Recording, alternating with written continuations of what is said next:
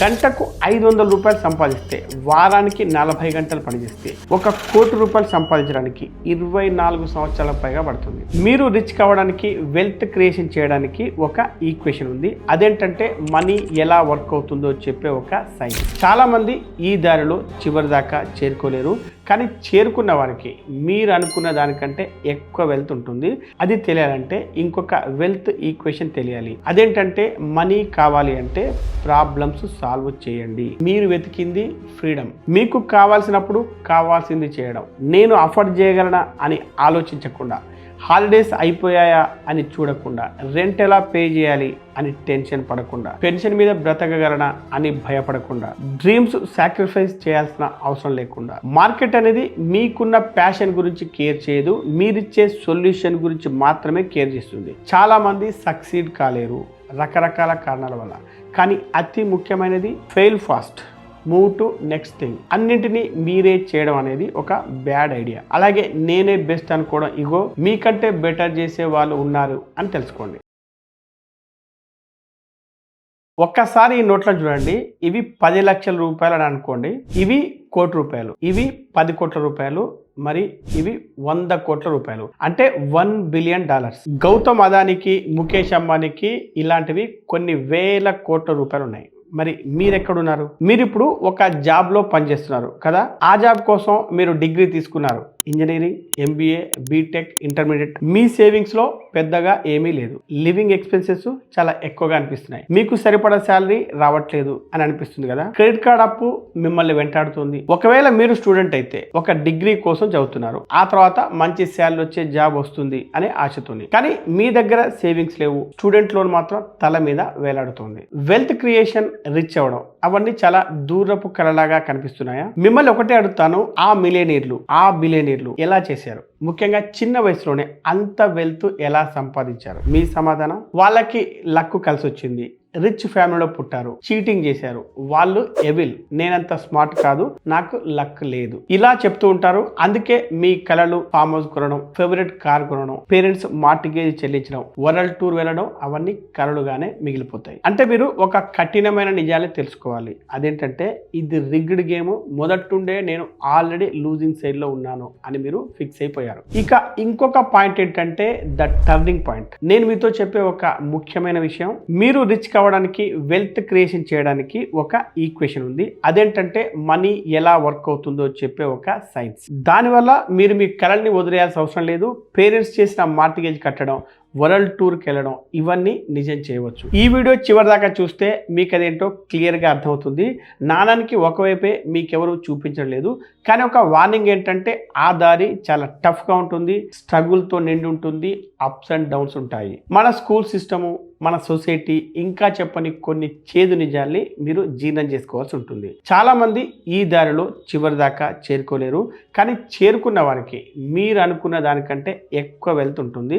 డబ్బు గురించి ఎప్పుడు వర్రీ కావాల్సిన అవసరం లేని ఫ్రీడమ్ ఉంటుంది. ఈ వీడియో ద్వారా మేము ఎక్స్పెక్ట్ చేసేది ఒకటే, ఈ వీడియోకు కనీసం మీరు 5,000 లైక్స్ ఇస్తే ఇలాంటి మరిన్ని వీడియోలు చేయడానికి మాకు ఉత్సాహంగా ఉంటుంది. మనీ గురించి మీరు నిజంగా ఏమనుకుంటున్నారు? ఇది వర్క్ చేసి సంపాదించేదా, లేదంటే వారసత్వంగా వచ్చేదా? అన్ని దుర్మార్గాలకు ఇది రూట్ కాజా? మీకు డబ్బు ఇంకా ఇంకా కావాలని డెస్పరేట్ గా ఉన్నారా? మీ లైఫ్ లో చాలా కాలం మనీని వెంబడిస్తున్నారా? నిజం ఏంటంటే మనీ గురించి మీరు అనుకునేది చాలా వరకు మీ పెంపకం, మీ చుట్టూ ఉన్న పరిస్థితుల ప్రభావమే. మీరు డబ్బు లేని ఫ్యామిలీలో పుట్టి పెరిగితే మీకు కూడా డబ్బు ఉండదని నమ్మే అవకాశం ఎక్కువ. లేదా పూర్తిగా ఆపోజిట్ గా వెళ్ళి ఎప్పటికీ ఆ సిచ్యువేషన్ లో ఉండకూడదని మాక్సిమం మనీ సంపాదించాలని కోరుకోవచ్చు. అయితే స్కూల్స్ మీకు ఈ సబ్జెక్ట్ గురించి నేర్పించట్లేదు. అందుకే చాలా మందికి మనీ గురించి ఫాల్స్ బిలీఫ్స్ ఉన్నాయి. అదేవిధంగా మన సినిమాల్లో ముఖ్యంగా హాలీవుడ్, బాలీవుడ్ ఎప్పుడు ధనవంతుల్ని చెడ్డ వ్యక్తులుగా, లంచగొండులుగా, దుర్మార్గులుగా చూపిస్తూ ఉంటారు. కానీ నిజమేంటి? ఒక రిపోర్ట్ ప్రకారం అల్ట్రా వెల్తీ అంటే $30 మిలియన్ నెట్వర్త్ కంటే ఎక్కువ ఉన్న వాళ్ళలో 68% మంది సెల్ఫ్ మేడ్ వ్యక్తులే. కొన్ని ఎగ్జాంపుల్ చూడండి.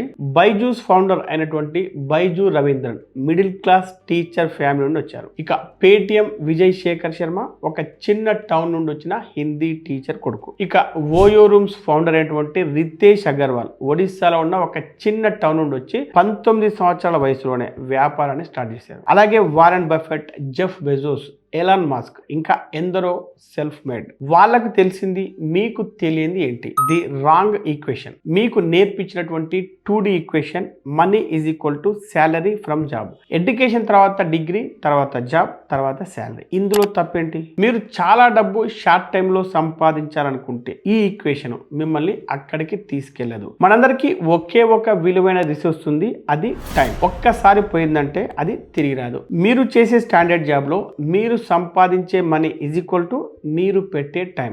గంటకు 500 రూపాయలు సంపాదిస్తే వారానికి 40 గంటలు పనిచేస్తే 1 కోటి రూపాయలు సంపాదించడానికి 24 సంవత్సరాల పైగా పడుతుంది. అది కూడా ట్యాక్సులు తీయకముందు, ఎక్స్పెన్సెస్ తీయకముందు, ఇన్ఫ్లేషన్ లెక్కలోకి తీసుకోకుండా ఉంటేనే. అయితే రియాలిటీ ఏంటి? మీరు గంటకు 500 రూపాయల శాలరీ కూడా మీరు మిలియనీర్ అవ్వగలరు.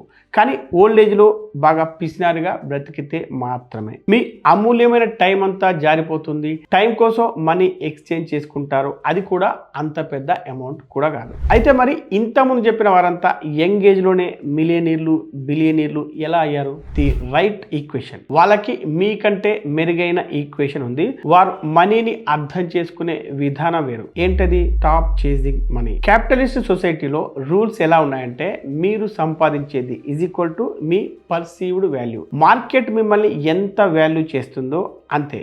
మరి మార్కెట్ అంటే ఎవరు? మీరు, మీ ఫ్రెండ్స్, మీ ఫ్యామిలీ, నైబర్స్, మీ దేశం, మీ కన్జ్యూమర్స్ అంటే మీ వినియోగదారులు. ఎగ్జాంపుల్ క్రికెట్ ప్లేయర్ అనే చూడండి.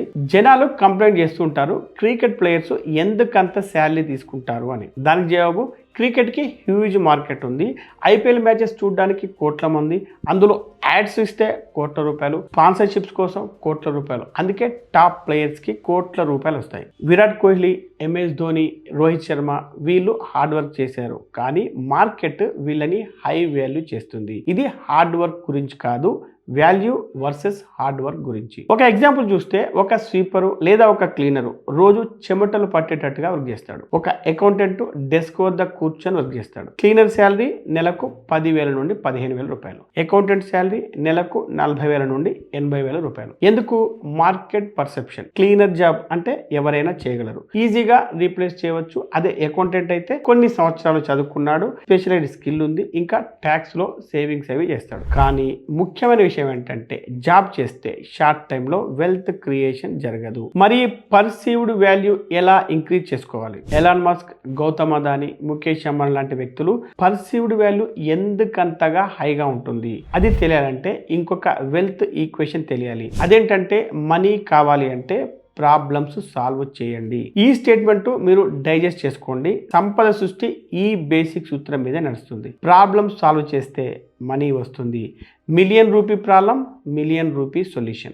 Billion rupee problem, billion rupees solution. దానికి ఒక మంచి ఎగ్జాంపుల్ అమెజాన్ సృష్టించిన జెఫ్ బెజోస్. అతడు సాల్వ్ చేసిన ప్రాబ్లమ్స్ స్టోర్కి వెళ్ళే బాధ లేదు, రోజుల తరబడి వెయిట్ చేయాల్సిన పని లేదు, తక్కువ ధరలో ఎక్కువ వెరైటీలు.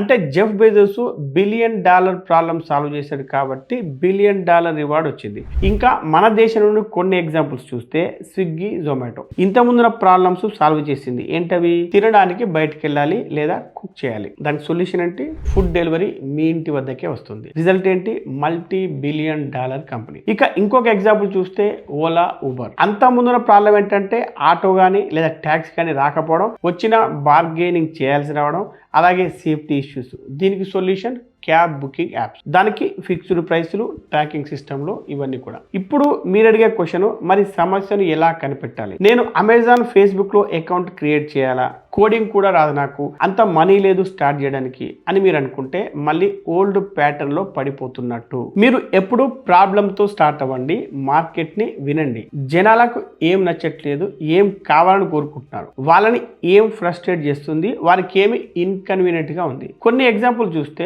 హైదరాబాద్ లో ఆఫీస్కి వెళ్లే వాళ్ళకి హెల్తీ హోమ్ మేడ్ బ్రేక్ఫాస్ట్ దొరకడం లేదు. అందుకే చాలా మంది సొల్యూషన్ ఏమి ఇచ్చారు? హైదరాబాద్ లో చాలా మంది టిఫిన్ సెంటర్స్ స్టార్ట్ చేశారు. కొంతమంది స్కేల్ చేశారు కూడా, అంటే మంత్లీ సబ్స్క్రిప్షన్స్ పెట్టడం, మల్టిపుల్ లొకేషన్స్ లో సర్వీస్ పెట్టడం. ఇలా వారు నెలకు లక్షల్లో సంపాదిస్తున్నారు. ఇంకొక ఎగ్జాంపుల్ చూస్తే ఒక common problem, Telugu medium students కి ఇంగ్లీష్ స్పీకింగ్ రావడం లేదు. చాలా మంది ఇంటర్వ్యూస్ ఫెయిల్ అవుతున్నారు.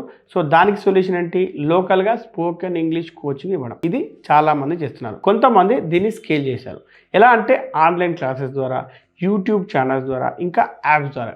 వారు కూడా కొన్ని కోట్ల రూపాయలు సంపాదించగలిగారు. ఇప్పుడు మీరు తెలుసుకోవాల్సిన ఇంకొక వెల్త్ ఈక్వేషన్, స్కేలబుల్ సొల్యూషన్ కనుక్కోండి. అంటే మీ సొల్యూషన్ ఎంతమంది జనాల్ని ప్రభావితం చేస్తుంది. ఒక రెస్టారెంటే తీసుకుంటే అది ఆ లోకల్ ఏరియాకే పరిమితం. ఫుట్ఫాల్ కూడా లిమిటెడ్ గా ఉంటుంది, అంటే నాట్ స్కేలబుల్. మరి ఇక్కడ స్కేలబుల్ ఏంటి? Restaurant franchisee. అదైతే మల్టిపుల్ లొకేషన్స్ లో ఆపరేట్ చేయొచ్చు. ప్యారడైజ్ బిర్యానీ ఇందుకొక మంచి ఉదాహరణ.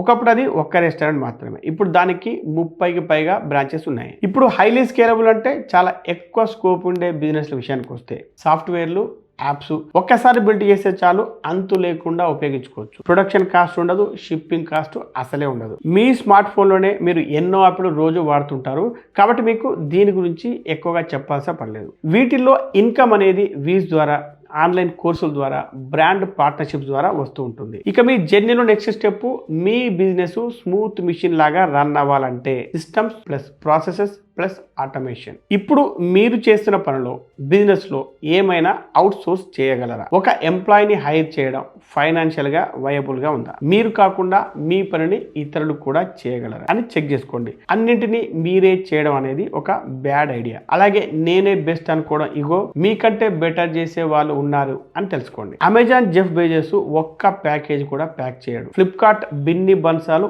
ఒక్క డెలివరీ కూడా చేయడు. అందుకే మీరు సిస్టమ్స్ క్రియేట్ చేయండి. Customer service team, delivery partners, tech team, marketing team, ఇలా వీటన్నిటిని డెవలప్ చేసుకోండి. ఇప్పుడు మీ జాబు మీ సొల్యూషన్ని మార్కెట్లో అందరికీ యాక్సెసిబుల్ చేయడం. మీ ఈగో, మీ ప్యాషన్ కొంత పక్కన పెట్టండి. మార్కెట్ డిమాండ్ గురించి, ప్రాబ్లమ్ సాల్వింగ్ గురించి మాత్రమే ఆలోచించండి. మార్కెట్ అనేది మీకున్న ప్యాషన్ గురించి కేర్ చేయదు, మీరిచ్చే సొల్యూషన్ గురించి మాత్రమే కేర్ చేస్తుంది. ఇప్పుడు వచ్చే ప్రశ్న, పండిన పంటను మరి ఏం చేయాలి? మీ సిస్టమ్స్ అన్ని ప్లేస్ లో ఉన్నాయి, బిజినెస్ ప్రాఫిటబుల్ గా రన్ అవుతుంది. ఇప్పుడు ఏం చేయాలి? 2 మార్గాలు ఉన్నాయి. ఒకటి, కంటిన్యూ ద బిజినెస్. ఎందుకంటే మీరు బిల్డ్ చేసిన కంపెనీని సహజంగానే మీరు ప్రేమిస్తారు. అయితే దానికి ఇంకా వాల్యూ యాడ్ చేసి ఫ్యూచర్లో ఎక్కువ అమౌంట్కి సెల్ చేసే విధంగా మేనేజ్ చేయండి.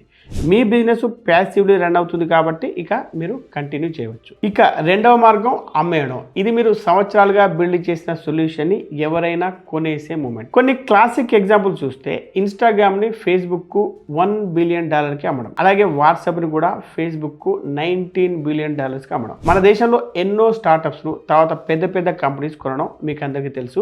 బిగ్ బాస్కెట్ ను టాటా కొనడం మీకు తెలిసే ఉంటుంది. ఇప్పుడు చెప్పండి, ఇదంతా అసలు దేనికోసం? ఇది మనీ గురించి కానే కాదు. మనీ అనేది ఒక కాగితం ముక్క, స్క్రీన్ మీద నెంబర్ మాత్రమే. దాని వాల్యూ అనేది కూడా మన బిలీఫ్ వల్ల మాత్రమే. వీడియో మొదట చెప్పినట్టుగా ఇది మనీ గురించి కాదు.